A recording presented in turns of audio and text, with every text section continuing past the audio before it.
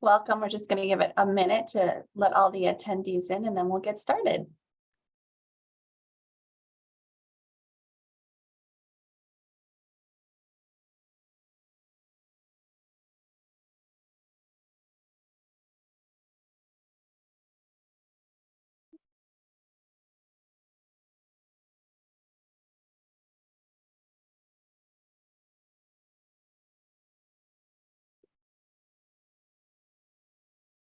Welcome everyone who's coming into our webinar about online reviews.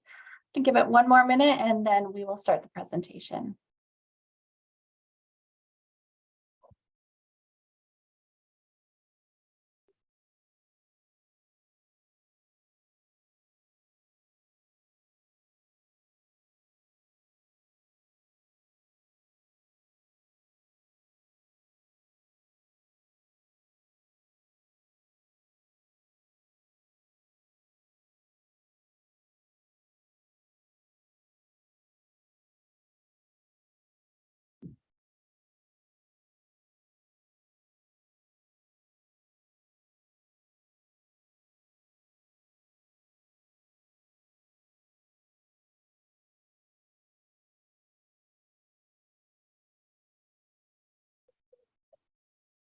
Okay, welcome everyone. I'm Kristen Johnson, Director of Communications here at Better Business Bureau Serving Connecticut. Thanks to all of you who signed up to join us for this discussion about getting more online reviews. Today's presenter is Moira Belonge. She's the Vice President of Third Coast Interactive. Now, if you're an accredited business owner or an employee, you may already be familiar with the services the company provides. The Review Solutions app allows you to easily text your customers a link to submit a review on your BBB business profile. Now, Moira has been honored to work with the National Roofing Contractors Association, the American Academy of Cosmetic Dentistry, and many other large service provider organizations. As the Executive Vice President, Moira helps both large and small companies master their digital marketing strategies. Now, studies have shown that when researching online, consumers are more likely to make their purchasing decisions based on customer reviews than any other advertising. So let's learn more about generating the reviews that will push your company to the front of the line. And Moira actually had the opportunity to have a conversation with one of our accredited business owners late last year, and he brought up the Review Solutions app to me, talked about what a value it was to his accreditation. He said it's just made it so much easier to get reviews now. Wow, Kristen, that is great to hear. And again, thank you for letting me talk to your accredited businesses and actually businesses in the Connecticut area this afternoon. And the accredited business you spoke to is correct. So you guys can see on the screen, why are online reviews important? I suspect that if you are on this webinar, you signed up for it, that you already know that online reviews are important. Here's just a couple of stats to kind of reiterate that.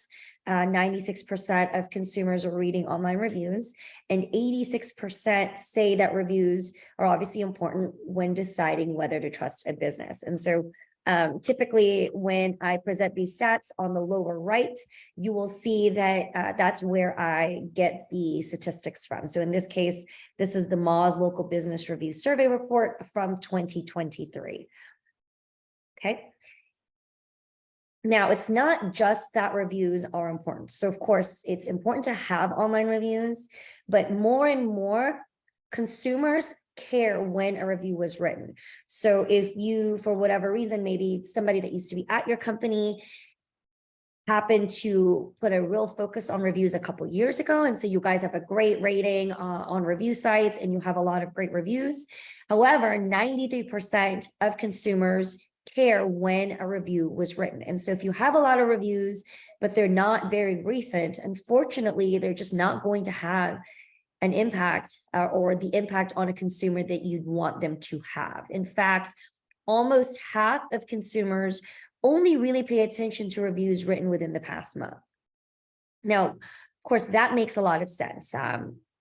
Pretty much everybody that is on this webinar or signed up for it is a consumer themselves. So if you really think about it, when you are evaluating a business, you want to look at feedback that's going to most closely resemble your situation. And somebody who patronized a business 3 years ago knowing how many different changes a business goes through just in a short amount of time probably isn't going to have or didn't have the same experience that you might have. And so it makes sense that more and more consumers are also paying attention to when reviews were written.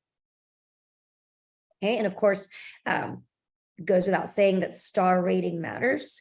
Just how much it matters, well, you can take a look and see that over 3/4 of consumers, when they're, doing a comparison, shopping around for different businesses, they think it's important for the business that they ultimately choose to have a higher star rating than the other businesses they're considering.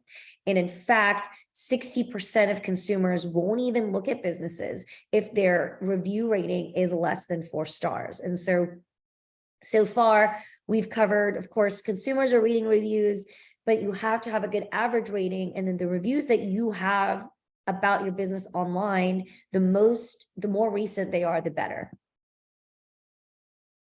Okay. Now, a couple of other things that may not necessarily be obvious when you're thinking about online reviews. More and more consumers also care how businesses are interacting with the feedback that they're receiving online. And so if you're responding to all of your reviews, whether they're positive or negative, 89% of consumers are likely to use you, especially when they're researching you online. And we'll actually talk more later on in the webinar about the best practices when responding to reviews online. And then nearly 3/4 of consumers read anywhere from 5 to 20 positive reviews before they decide that a business is worthy of consideration. And a lot of times this is going to entail looking at different review sites, because majority of businesses only have a handful of reviews on each site. So basically a consumer is going to look at BBB, they're going to look at Google, maybe Facebook, if you have Facebook reviews turned on, if you are a service-based business kind of in the contractor industry, Home Advisor is a really big deal. And so this just kind of goes to show that you really shouldn't just focus on one review site, although we'll talk about why BBB is so important to consumers. So I'll stop here. I know I threw a lot of stats at you guys in a short period of time. See if anybody has any comments or feedback. Sometimes when I present these stats, a lot of businesses will say, oh, I didn't realize that my reviews from over a year ago are just not having the impact that I thought they would. So, okay, moving on. And like Kristen said, if you do have any questions as I'm presenting, just go ahead and drop it into the chat, and I will stop every few slides to check and make sure if there are any questions before moving on. Okay, so now the good news is, having said all of that, the vast majority of consumers actually do write or will consider writing online reviews for businesses. In fact, you see there's 86% here. But so you see that 86% of consumers want to write reviews for businesses, or they do write reviews for businesses. But what's baffling is more than half of them will always ask, will usually write a review if asked, but nearly 40% of consumers have said that they've not been directly asked to leave a review for a business within the past 5 years. That is a really long time. I mean, again, think of your own behavior as a consumer, and I'm sure that just within the last 5 years, you've been asked to write a review for one of the businesses that you've patronized. But according to Moz Local Business Review Survey Report, which by the way, that is a mouthful, and I don't know why they called it that, that, 40%, nearly 40% of customers have indicated that they have not been directly asked to leave a review. And so we're kind of here to talk about why that might be the case, and to address what are the reasons why a business wouldn't feel comfortable or don't make asking for reviews a part of their regular process. So, of course, having said that, how do you ask for reviews? And I'm just kind of going to talk about some best practices that apply to a lot of different businesses and a lot of different industries. Some of the things that I mentioned are going to be easier to adopt depending on which industry you're in, especially in a lot of the companies that we work with, because a lot of them are accredited businesses. They tend to be in the contractor, based industry. So, okay, 3 things. The number one thing I always tell businesses when they're asking the best way to ask for review or reviews is to ask at the point of service whenever possible. Of course, I do understand that depending on, again, your industry or how you conduct your business, you might have to tweak that a little bit. And there's definitely e-commerce businesses that don't have kind of a face-to-face interaction with their customer, but that does not mean that you can't ask at the point of service. And I'll give you a few examples that kind of don't really fall within that contractor type of relationship. So the reason we say that, though, is if you think about it, your customers are going to be the happiest right when they receive your product or service that you provide. So right when you clean their carpets, right when you fix their plumbing, right when you've fixed their vehicle. And of course, when they're the happiest is when they're the most likely to leave you a review, or at least a positive review. I think we can all agree that if you've received kind of a not as great of a service from a business, or maybe the product wasn't up to par, you probably are still thinking about that 2 or 3 weeks later. So this really just applies to if your customer is actually happy with what you've provided for them. That's going to be when they're the most likely to leave a review. And in general, the most time that has passed since this particular marketplace interaction, the less likely they're going to be willing to submit a review online. And if they do submit a review online, the more time that has passed between the submission of that review and the actual interaction you have, that review tends to be less detailed, less specific. So it's not going to be as high quality of a review than if they'd written it, soon after you provided the product or service to them. I mean, this is exactly why the app that is provided to accredited businesses is so important, because it makes it so easy to ask at the point of service. And we will talk about how to incorporate that once I really go into the mechanics of the app.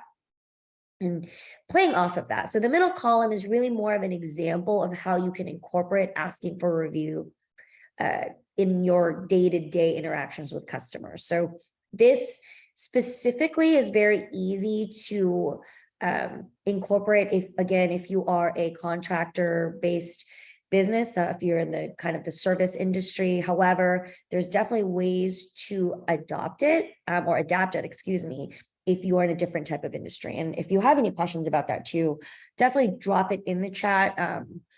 If your question is going to take, a little bit more time to explain, or is a little bit more detailed on what kind of business you have, we're also happy to reach out to you after the webinar and then give you a strategy that's more tailored to your particular business. So if you read here, one of the things that I like to do when using the app is, after you're done providing the product or service, essentially say something along the lines of, hey, online reviews have become really important to our business.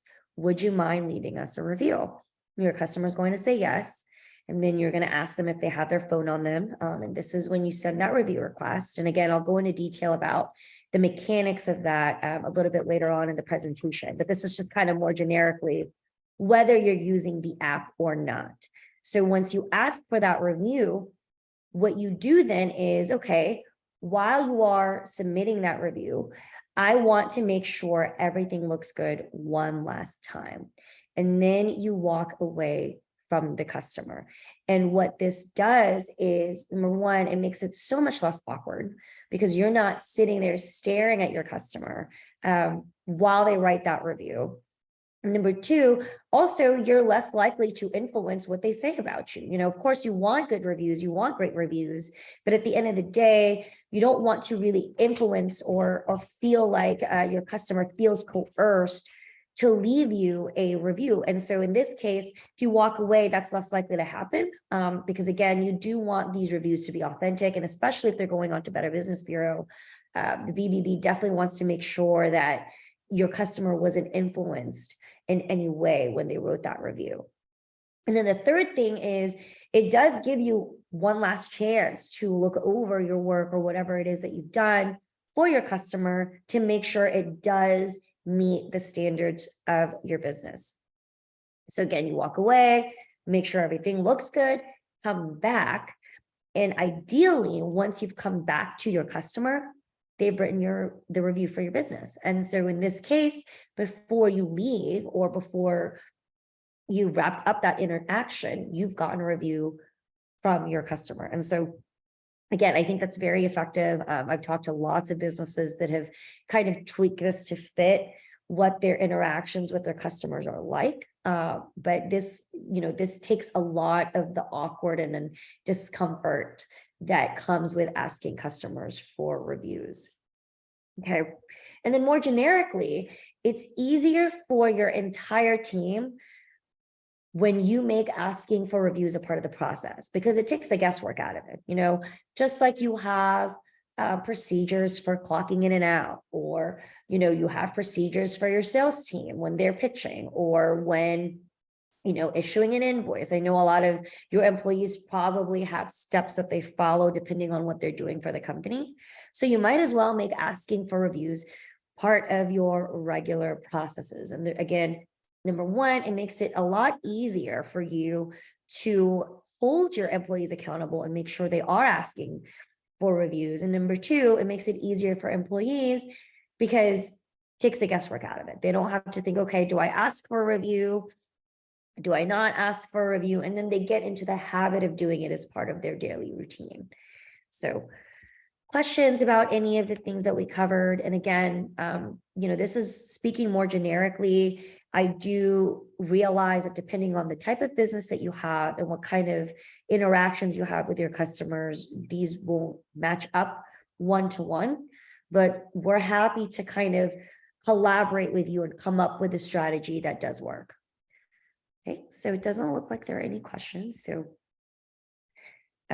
one of the things that I do want to point out, and it's very, very important. In fact, the FTC just released this was, so the beginning of last year, they talked about how you definitely should not do this, offer money, discounts, or gifts in exchange for writing reviews. And then they just had another press release last week where they're really starting to crack down on fake reviews, spam reviews, and things like that. So the FTC, which is the Federal Trade Commission, is this is a big deal, again, because reviews are becoming super important to consumers. And a lot of times they're like the only reason a customer is going to decide to go with a particular business.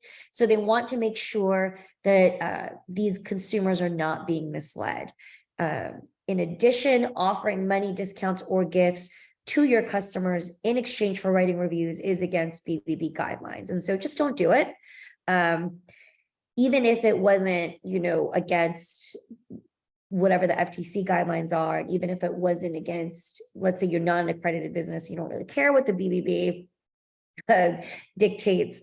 Other major review sites also have it in their terms of and conditions that they don't want to catch you offering something in exchange for a review. And so it's just a good practice not to do it.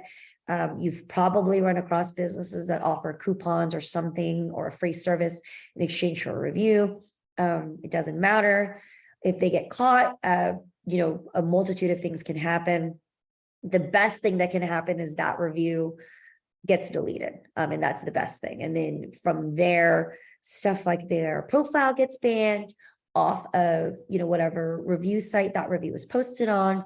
Again, the BBB doesn't like that. So it might have an influence on your accreditation status. And of course, the FTC doesn't like that so much as well. And so whatever it is that the FTC can do to businesses, you might have to suffer those consequences. So questions about that? I do get, when businesses want to offer kind of like a new service or product in exchange for feedback, just to see how popular it might be. And there are very strict guidelines surrounding that, namely that if you are offering something in exchange for honest feedback to your customers have to actually explicitly state that in anything that they write.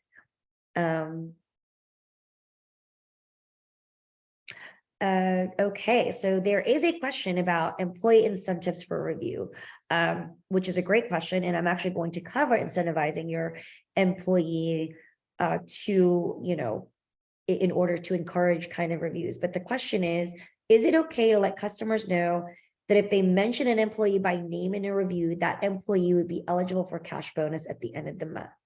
And so, and I'll have Kristen kind of go into this more, because I know the BBB has guidelines in terms of what personal information you're allowed to include in a review. However, for this particular situation, the app actually is perfect, because what the app allows you to do, which I'll go into detail, it's actually the very next slide, is you can track which of your employees requested that review. And so it takes all the guesswork out of it. So what it does is, the customer doesn't have to mention your employee for you to know that it was that employee who caused the great review, because the app allows for tracking on an employee by employee basis. So I hope that answers your question. And then again, Kristen, if you want to kind of elaborate on what is allowed to be included in a review that gets posted on bbb.org, and if they can mention, personal details about the employee who helped them. Sorry, I was trying to find my unmute button.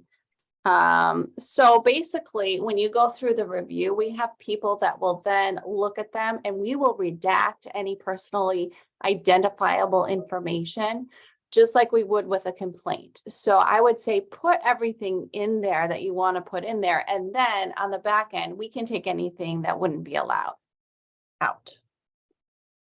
Perfect. Thank you. Yeah, I knew that you guys redacted all that info. Of course, if a customer puts it in there, it's not going to be available for public consumption, but it's better to include more and then just have it removed than less. So that's a great suggestion. And then again, if you are an accredited business, if you use the app tracks all the requests that are being sent by your employees, and you can track specifically, okay, this review was left from a request sent by this employee. And so it makes it a lot easier, especially if you want to incentivize your employees to ask for reviews. So that's actually a really great question. And it covers one of the things that I recommend in terms of how to best practices for reviews. And so give everybody the ability, or at least anyone who is essentially, if they are having any kind of interaction with a customer, then you should definitely give them the opportunity to request a review. And the way that happens is just give them access to the app. Depending on how big your company is, it's also a lot easier to manage reviews if you put just one person or one department. That just becomes their responsibility. That doesn't necessarily have to be all they do, but it makes it easier for everybody. For instance, if you get a positive or negative review, to figure out, okay, who's going to be responding to this review, who's going to take action, depending on what the review says. Maybe there's a suggestion in there. Maybe there's, something that you actually want to fix for a particular customer. It's easier if there's one person that manages that, and then they're the ones that, whatever action needs to be taken as a result of the review, they're the ones who kind of direct that.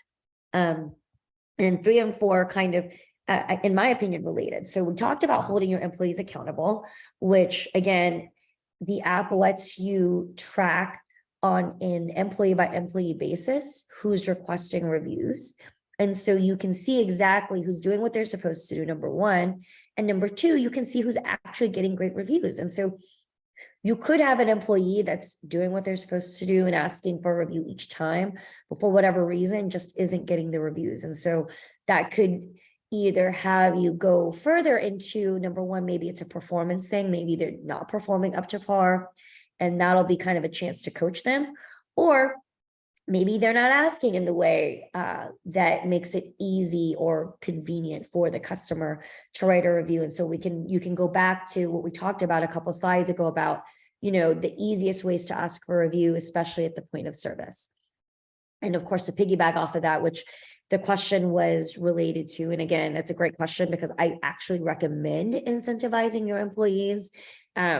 How you incentivize them or whatever the system is completely up to you. Like, you can incentivize your customers, but there's nothing that says you can't reward your employees based on how many requests they've sent out, how many great reviews they've gotten at the end of each week, or how many maybe by the end of the year who's gotten the most 5-star reviews. The system's completely up to you, but we do find that it's very effective, not just in encouraging people to request more reviews, but also as a morale boost for the entire company, because then employees can see that when they do a great job, they get the feedback from the customer that validates that. And then on top of that, they also get rewarded by the company. Okay. And then another thing is have an effective follow-up strategy. So because the app comes with a dashboard that lets you track all the requests that are being sent out, who left a review and who didn't, it gives you the ability to go back to those people who didn't leave a review and maybe follow up with them and figure out, okay, saw that you didn't leave us a review. Was there anything that we could have done better? I think you would find that if people aren't leaving reviews, it's usually because they had an okay experience. Because if you have a great experience, you're probably more likely to leave a review when you're asked. If you have a terrible experience, you're going to leave a review because you're upset.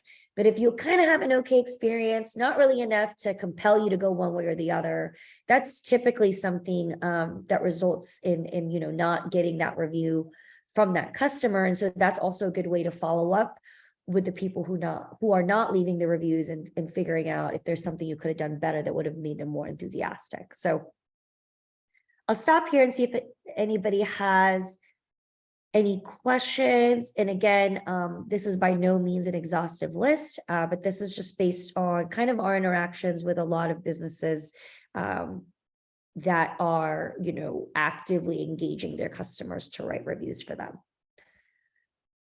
Okay. Now, we talked about why reviews are important and also how you do get reviews because they're so important. And now you've gotten a review. So what you should do. And this is all about responding to reviews. At the beginning of the presentation, I talked about 89% of consumers liking it when a business responds to all their reviews. And so this is also something that you should start to get into the practice of doing. Again, I'll emphasize, respond to all your reviews. I actually see a tendency of businesses to just respond to the negative reviews and they kind of leave the positive reviews alone. And I would say that you definitely also want to acknowledge anybody who's left a great review for your business, or whether even a mediocre review. A 3-star review also deserves a response. And so respond to all your reviews, make it a habit. Okay. You would think that being courteous and polite goes without saying, but you would be surprised. Or actually, you probably wouldn't be surprised because I'm sure you guys have read business responses to reviews before. And so I think you figure out pretty quickly that being courteous and polite is not that obvious to a lot of businesses. And so, and I do understand sometimes it's going to be a reflex, but regardless of what the review actually says, respond with kindness, because I think what a lot of businesses forget when they start to respond to a review is their audience is most certainly not just the reviewer. And there's actually a good chance the reviewer is not going to go back and read that review, especially if it was a particularly negative review. They basically just leave the review and not come back because they're so upset. And so really your audience is pretty much everyone else that can read the review on the internet. So just always keep that in mind. And another thing, especially when responding to a less than stellar review of your business, is apologize. this is not the same thing as admitting fault. And maybe if it's like a particularly legal issue with your customer, you don't necessarily want to explicitly admit fault, but that does not mean you can't apologize to them. The very least, if someone had a not great experience with your business, I would like to think that you do feel bad that they had such a frustrating experience and that they experienced something that's not, what you hold your company and your employees to. I guess the standard that you hold your employees and companies to. And so you can always acknowledge that somebody had a not, great experience without admitting fault after that. So it does go a long way. And then on the right side, kind of very related to all the do's, don't get emotional or defensive. Again, it's going to be tempting, especially, for people who have had businesses for a really long time. And so sometimes they've had businesses for 30, 40 years. Maybe the business has been in their family longer than that. And so they get really protective. And the reflex is to get defensive. I would say that even though in most cases, I do recommend responding to reviews sooner rather than later.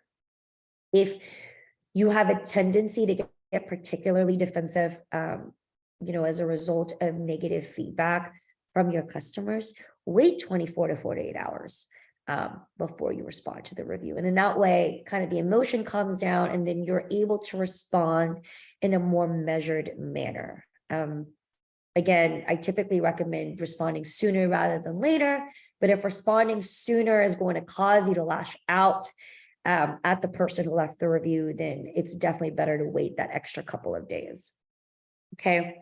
Of course, don't go into too much detail, make it personal. In fact, there are going to be industries where you can't. The medical industry, there's going to be additional regulations where you can't actually really put that much detail into the review. The financial services industry is very similar to that. So depending on the type of industry you're in, you might not even, to be in compliance with certain requirements, you might not be allowed to go into too much detail anyway. But even if there's not, anything legal preventing you from doing that, it just looks unprofessional. And so, and then it becomes kind of a back and forth online. And so the best case is if it's something that, you're trying to actually amend for the particular customer, you always offer to address it outside of the review platform.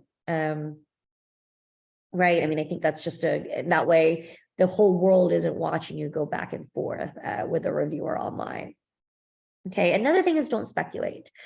So number one, maybe the reason you're not really clear on why the customer is frustrated is maybe they actually got the wrong business, and I've seen this happen. And so there's a way, if you're not speculating on, who this customer is or why they're upset, there's a good chance that maybe they didn't mean to leave a review for your business. And then there's ways to do that. You can flag the review. If it's Google on BBB, you can actually let the BBB know that you don't think you had a marketplace interaction with this person, but you never just want to start guessing why somebody is upset. And then again, best case or worst comes to worst, just ask to communicate off of the review platforms so you can get a better idea of why you got the negative review in the first place. So I see that we have a question. And so let's see, this is actually a really good question. So I'll go ahead and read it out loud. What about handling customers with review burnout? For instance, there are times as a customer, I'm asked to do a review every time I'm at a place, and I probably want to just get on with my day. So there's a couple of things I want to address. Are you asking if you're saying that you're being asked by the same business each time? And in that case, I think that's where the review tracking comes in, because if you find that you're asking the same customers over and over again to leave a review and they're not leaving a review, you can track that pretty easily using the app dashboard. And I would say that just let your employees know, hey, next time you make you have a interaction with this particular customer, just don't ask them for a review, give it a rest, especially if it's a repeat client. and they still have yet to leave you a review. So I would say if you're talking about one business asking you for a review each time, and then the other situation is if every time you're somewhere, you're getting asked for a review. And I do understand that only because, again, businesses understand that reviews are important. And so they're going to ask each time. I would say, though, that if you had an exceptional experience at a business, you probably would not just want to get on with your day. And so really the best way to handle review burnout is just to kind of offer exceptional service. Because even if I've been asked at every place that I'm at, if I only had it was okay or a decent experience, I'm kind of like, I don't really want to leave this review. But if I go to a place and the customer service was exceptional, everybody was super polite, friendly, went above and beyond, to really help me, that's what's going to kind of stand out above the rest. And so if I'm going to leave anybody a review today or this week, it's going to be this business. So I would say those are kind of the two ways I interpreted your question. And so those are probably my two answers for that. Let me know if I didn't really address what you were getting at. But that is a really good question. And again, the short answer is great service is going to overcome any kind of burnout when it comes to asking for a review. I do see I just got another review or question, excuse me. How far back can we go to ask again for a review? In the final client meeting, they were asked, but we never sent a link to Google for them to write a review.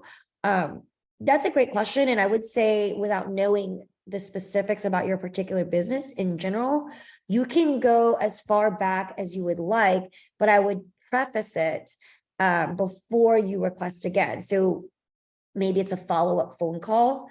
Just say, hey, I know that 6 months ago, and then kind of say what you did for them. And we're wondering if you're still happy with that or if you have any questions.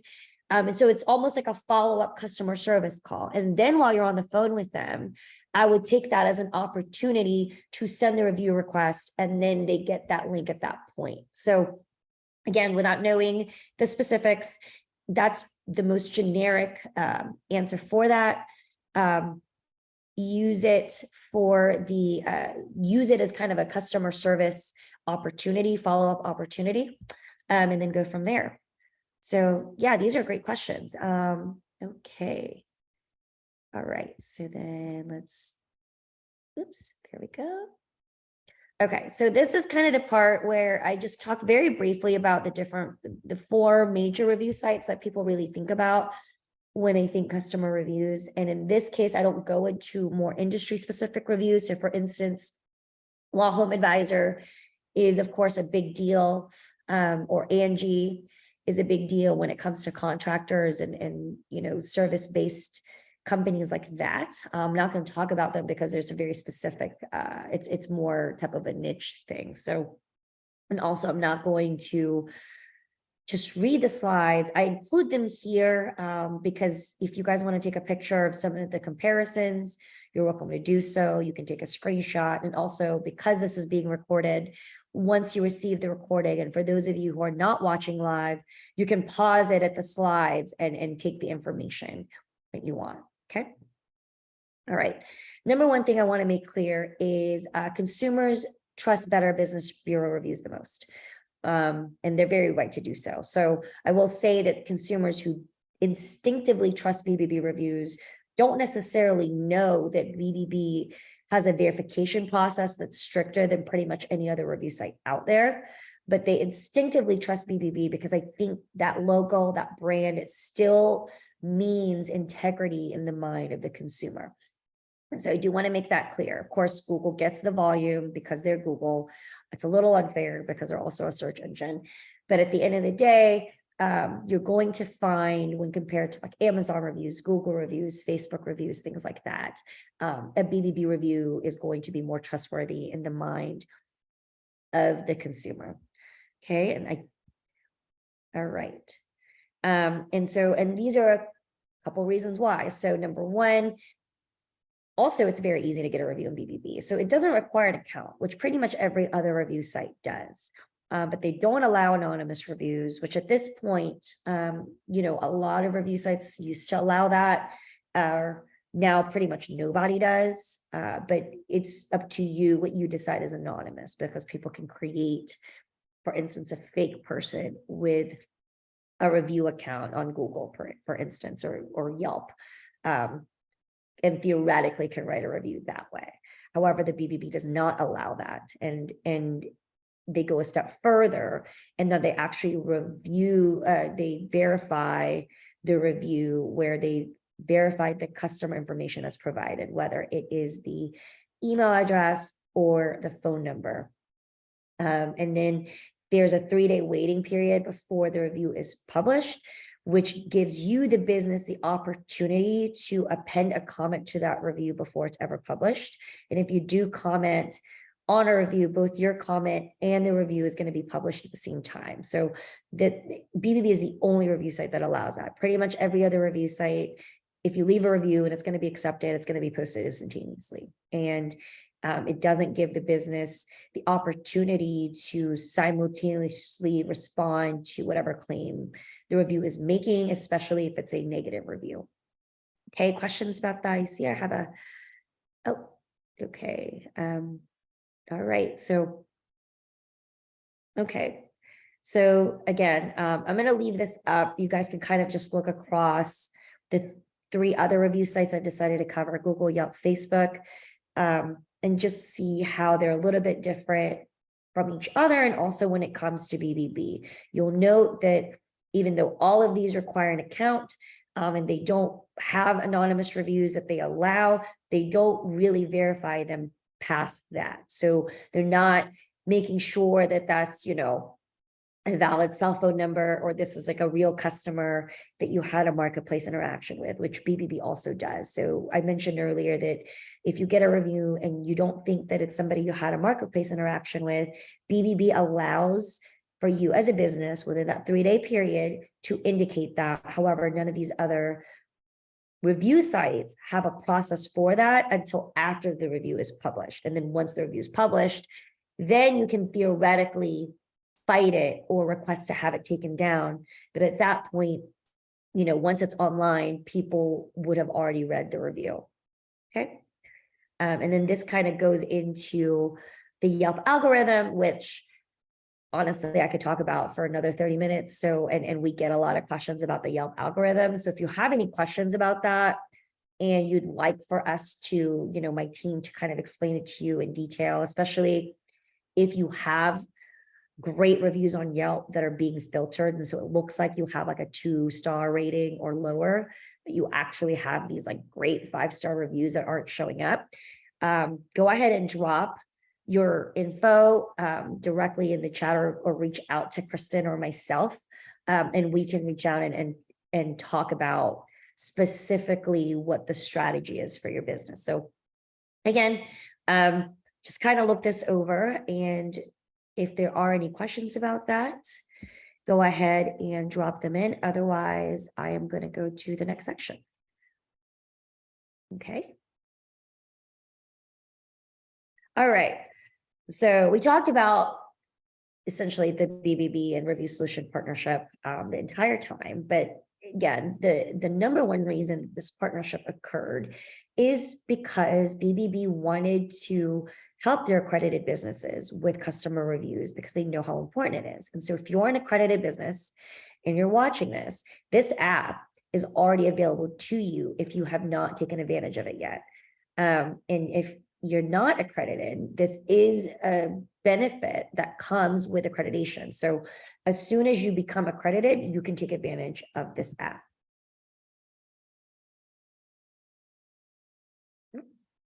And so this is what the app looks like. As the business, you're the one who downloads it. So your customer doesn't actually have to do anything at all. The onus is on you. When you open up the app, all you have to do is put in their name, number, and hit send. This will take all of 30 seconds, if that. And I'll talk about this, but if you give the app access to your contacts, which you don't have to for it to work. So the functionality of the app is not dependent on you giving it permission to access your contacts. But if you do give it permission to access your contacts, then you don't even have to type in their phone number. If you have a lot of your customers or clients in your address book, hit this magnifying glass, allow the app access to your contacts, and all you have to do is start typing in the name, and then you can select from the contacts that pop up who you want to send a review to. So it actually makes it a lot easier as well. And so this is that in action. So you can see here, John, so it brings up the 2 Johns in the phone, and then you can select which one you want to send a request to. So that cuts down on even more time. So it's even quicker. And also that way there's no, there's no possibility of typos or anything in the phone number. Okay, and this is the text message your customer receives. So again, at this point, your customer hasn't done anything except agree to receive a text. When they get the text, it's going to have their name. So in this case, Moira, thank you for choosing. And then this is the company name. Would you be so kind as to leave us a BBB review? And then all they have to do is click the link. So they receive the text, they click the link. That's it. We have removed as many steps on the customer side of the equation, because we know that the more steps there are for a customer to do something, the less likely they are to complete it. So in this case, they just have to write the review. I'm going to go to the next slide, but I'll also I see that we have a question. So that is a great question. Is there an API integration that can be applied to a company's systems back end? Our employees aren't going to have customer numbers in their phones, but all that info is in our system. And yes, we do build custom integrations for accredited businesses. And we've found great success. So we can work with HubSpot, Salesforce, and some of the other smaller CRMs. So if you want to actually email me that question, we can talk more outside of this webinar about the specific system that you use to house your customer content and go from there. And I'll just say that if you look at, so two of the people that we have integrations with that's helping them get these customer reviews is going to be Assurian and Assurant. Complete coincidence that they're basically the same company, just they are 2 different companies, but they're in the exact same industry. They're in the device insurance industry, among other things. And if you Google them or look up their BBB profile and see how many BBB reviews they have, that's 100% from us having an API integration with their CRM. And I could just tell you where they both started out. So Assurian started out with maybe, I believe it was 2,200 BBB reviews. And Assurant had like less than 800 reviews. And so you can kind of see where they're at now and see what that integration has done for them. But that is a great question. I will actually drop my email in this chat if you guys can see it. And whoever submitted that question can reach out to me after the webinar. We can talk more specifically about what system you have going on. Okay, but that was a great question. Oops. Sorry, I went to the next slide by accident. Okay, I got a little excited there. So again, so far, your customer has only gotten the text, click the link. That's it. Click the link in the text message. They're taken directly to leave you a BBB review, and all they have to do is fill the form out. So we've removed every single step except for them actually having to leave a review. If you think about what they would have to do otherwise to leave you a BBB review, there's 4 or 5 clicks in there. And they would want to have to do it as well. So basically find your BBB profile on bbb.org, or maybe they can click the seal on your website, but still, it's still a couple of clicks. And then once they're on the profile itself, they have to find where they can leave you a review.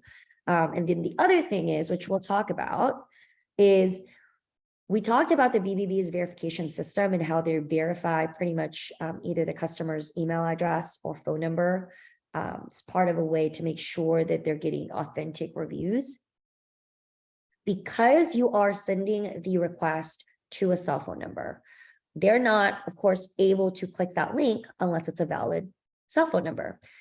By being able to click that link, our system actually automatically verifies that customer for BBB. And so that again cuts out that additional step of your customer having to additionally verify their information. So typically they'll get either a text message or an email. And Kristen, you can jump in. I don't know if you guys use the text system or the email system to verify reviews. I know BBBs use both or one. They then have to go into either their email inbox or their text and verify or confirm that that is a valid way to contact them before the review can even get published. And so the app actually removes that hurdle as well. So again, the only thing they have to do is leave you that review. Questions about that? And Kristen, did you want to elaborate on that verification?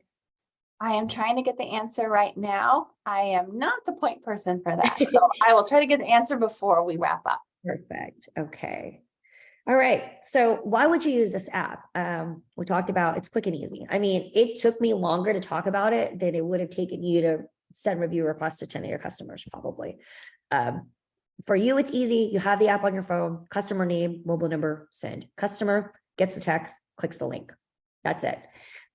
We have it as a text because as you guys could probably attest just by being on this call that you're more likely to read your text messages than any of the emails that you get. And in fact, you probably, if you're like me, go into your email inbox every morning and just delete so many emails before even opening them. Now, I say that with a caveat because I think there is going to be a point where we're going to get that way with text messages just because companies are also using text messages to communicate. Even so, I still read my text. It's so much easier to read a text, even if I'm going to delete it, than it is to read an email. So as the text comes in, it's easy for me to just read it really quickly before I decide what to do with it. So even if I will say that it's a lot easier to get somebody's eyeballs on the text message you send than on the email that you send. This is from 2016. I'm sure that the discrepancy is not that big now, but they still have, again, a 98% open rate. If I see a text come into my phone, I tap on it. It's force of habit, and they still get a pretty high response rate when compared to emails. And then I touched on these reviews being pre-verified because the app is simultaneously validating their mobile number as they're submitting the review. And so the customer doesn't have to take that additional step of verifying their contact info. And then we talk about tracking, which comes with the app. So when you open up the app, there's going to be a link to go to the dashboard. You can track all the review requests sent out by anyone within your company using that app dashboard. And there's a little bit more nuance when it comes to, making sure all your employees are set up within the app. But again, my team and I are happy to do that outside of this call once you actually want to get started on the app. Okay. Questions about that? I'll check really quickly. I don't see that we have any questions. And this is very, very essentially, if you're an accredited business, you can upgrade the app to get reviews on other review sites. And if you have questions about that, you can always contact me. I don't want to go into too much detail on this call. And essentially, you're using the same exact process, but in addition to BBB, you can also get reviews on Google, on Facebook, on Home Advisor, basically whatever reviews are important to your business. Okay, the bottom line, I think we can all agree, reviews make you a better business. So, and that's why the Better Business Bureau partnered with us, because whether it's a good review, bad review, even a mediocre review, they say something to you about what your customers are experiencing, and you can act accordingly. So maybe it's a popular service or popular product, or maybe it's a policy that you have that's not so popular, or maybe it's just, it gives you insight on maybe your employees need a little bit more coaching on this particular thing that you get reviews about all the time. But I think it's just one more way for you to improve what you're offering to your customers. And then Christy dropped in the chat all the information about accreditation, which we talk about here. So if you're not an accredited business and you want to get started, it should be in your BBB account. Christy, if you want to drop their BBB portal login in here, they can log in there too and access all the information you need to get started on the app. I'll also drop in our information. So if you have any questions about anything we talked about today, you can email this. I gave you guys my personal email. If you have a more specific question in terms of how you can adapt something to your particular business. But if you have a more generic question about the app, or again, any of the review related topics I discussed, you can also email info@thereviewsolution.com or call our toll-free number. So I will drop that in here as well. And Moira, I wanted to answer that question you asked earlier. So if a consumer files through the website, we'll email the consumer to verify it. But if they use the app, verification is automatically done through the text. So hopefully that answers your question. We did have one early on from someone who came in just at the end of the part of your presentation that talked about why we should not incentivize customers to leave reviews. They only heard the tail end. Will you be able to quickly kind of go over the reasoning behind that again? Yeah, so there's a couple of different reasons. The biggest one, which just kind of really solidified in the last year, the FTC is always kind of frowned upon essentially exchanging something giving something away in exchange for a review. And now they're officially taking a stance against it. And it's because they believe that if you are giving something, whether it's a free service, a $50 off coupon, what have you, that's going to influence the review that is written. And so instead of it being a really honest review, maybe that person didn't have such a great, experience with your company, but then you're giving them a free oil change. Well, they're going to not be that honest about their experience because you're going to give them a free oil change, right? And so number one, it discourages, or the FTC believes it discourages being honest about your reviews. And of course, BBB believes the same thing, which is why it's also against BBB guidelines.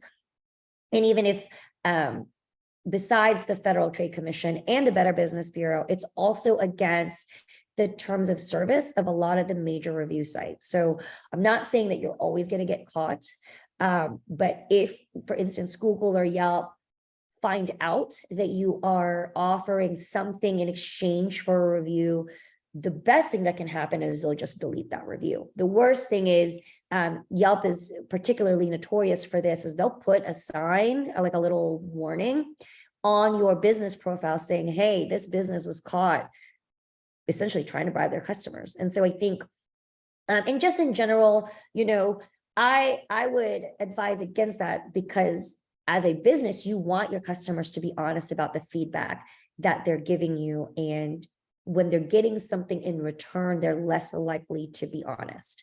So I hope that answers your question about that. But again, to reiterate, that does not prevent you from incentivizing your employees. And I think that's really what makes asking for reviews successful. You're only going to be as strong as your weakest link. If your employees are trained well and they're providing exceptional service, and you've coached them to ask for a review, then the reviews will just come. So I hope that that addresses that.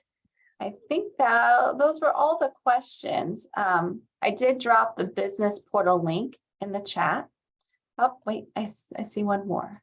Oh, I had no idea. I'll share this with my team. Thank you. Well, thank you, all of you, for those questions. If you are an accredited business, you can actually download the Review Solutions app and implement it into your business right now.